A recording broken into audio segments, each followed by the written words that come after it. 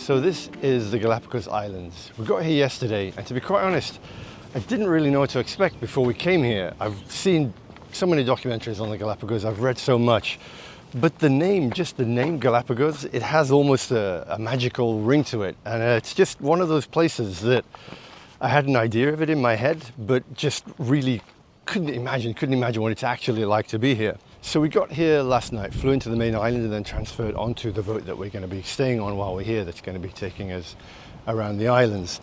So then we had a safety briefing about the boat and then a briefing from the guide about the rules and regulations of being on these islands, because this is one of the most protected natural environments anywhere on the world. It is an incredibly delicate ecosystem here, so you have to be very careful, follow the rules, make sure you stay on the trails, keep a certain distance from the animals.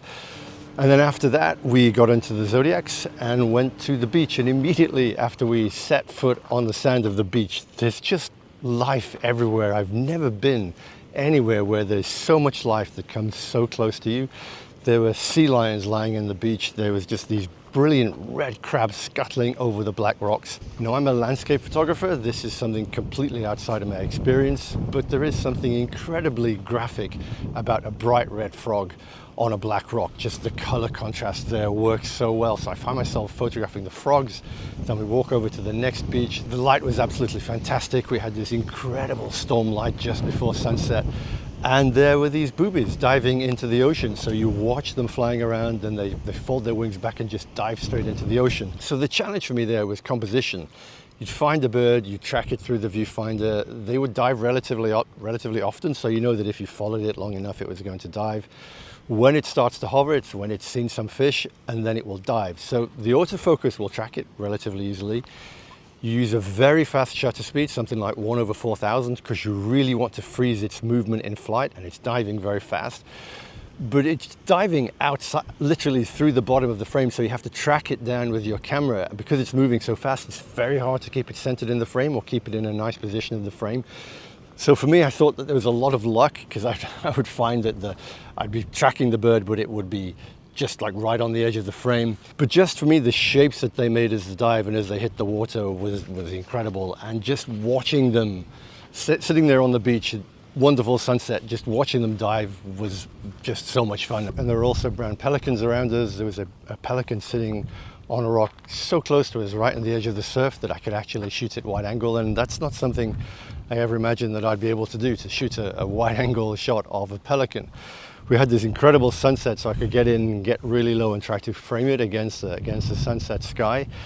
And yeah, just basically wait for it to, every few minutes it would move to swallow and make these incredible shapes. And this was just first day. We'd only been on the beach for about an hour, and it was just one of those incredibly memorable experiences that you know you're going to be.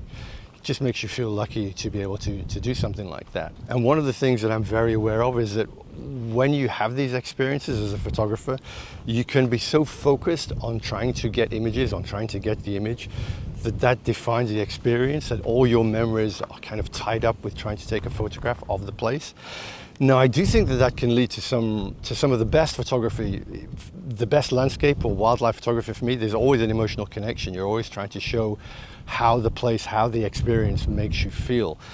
But at the same time, I don't want all of my experiences to be shaped just by the photography. So at the end of the day, the guy told us that it was fine for us to swim. So a few of us just dived into the ocean and swam while the sun was setting. So for sure, I missed quite a few good images, because the birds, the boobies and the pelicans were just diving into the ocean right next to us. But it was just such a special moment, such an incredible memory, even though I don't have any photos of it. So this morning we've come to St. James Island. You can see behind me these volcanoes here. All of the Galapagos are obviously incredibly volcanic, and what I'm standing on now is a relatively recent lava field from an eruption just 100 and something years ago.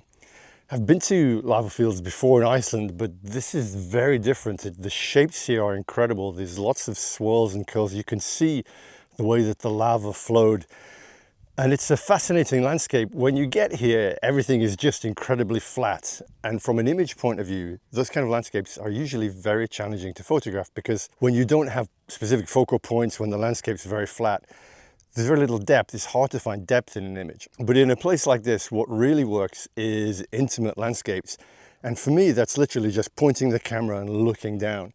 So I've been walking around this landscape this morning, just looking down, trying to find interesting shapes. The whole thing is incredibly chaotic and it can be quite overwhelming. So what I've been looking for is places where you have kind of repeated patterns or some form of symmetry or some form of flow where you can see curves that flow into other curves, or a particular crack in the lava or something like that, which really catches your eye. And you can draw that, you can use that crack as a diagonal going through the image or as a leading line. But pretty much every shot that I've taken here has been looking straight down and trying very hard to keep my feet out of the frame. That worked really well in the blue hour before sunlight. There's an everything is very flat here. There's a really nice blue coming off of the rock. As the sun came up in the half light, it was nice, but here in the Galapagos, we're pretty much on the equator. And when the sun comes up, it comes up really fast and then it gets very bright very quickly. So right now you can see behind me, the landscape is very brightly lit, and I think it's really not going to work photographically now. But the hour or so we had before the sun came up was really, really nice.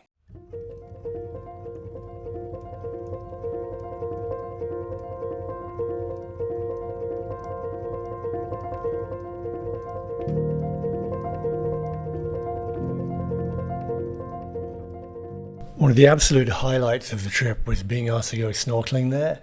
Now, the ocean was just teeming with life, the same as the land, and just like on the land, the animals were completely unbothered by our presence, so we could really get close to them, interact with them. Well, they were actually interacting with us. We had sea lions swimming up to us and playing with us. We were swimming next to giant sea turtles, with penguins alongside rays. It was just an absolutely incredible experience. Now, photographically, I don't have an actual proper underwater housing for my camera, so everything that I shot had to be with an action camera, which isn't really ideal at taking photographs. Everything is completely automatic, and you're just sort of holding the action camera out in front of you and hoping that the images work okay. But it was just so much fun, a really, really fantastic experience, and one that I don't think I'm ever going to forget.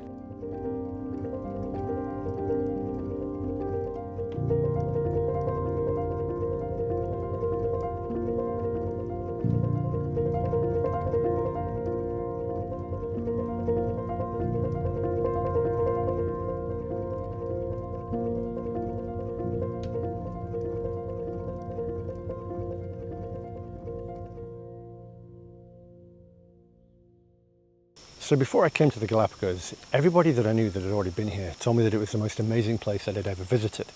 And I was really curious what it was about this place that made it so special. And since I've been here, I've been trying to work that out, because it really is special. It really is magical here. And what I think it is it's a couple of things. The first is that it's absolutely untouched and it's really pristine.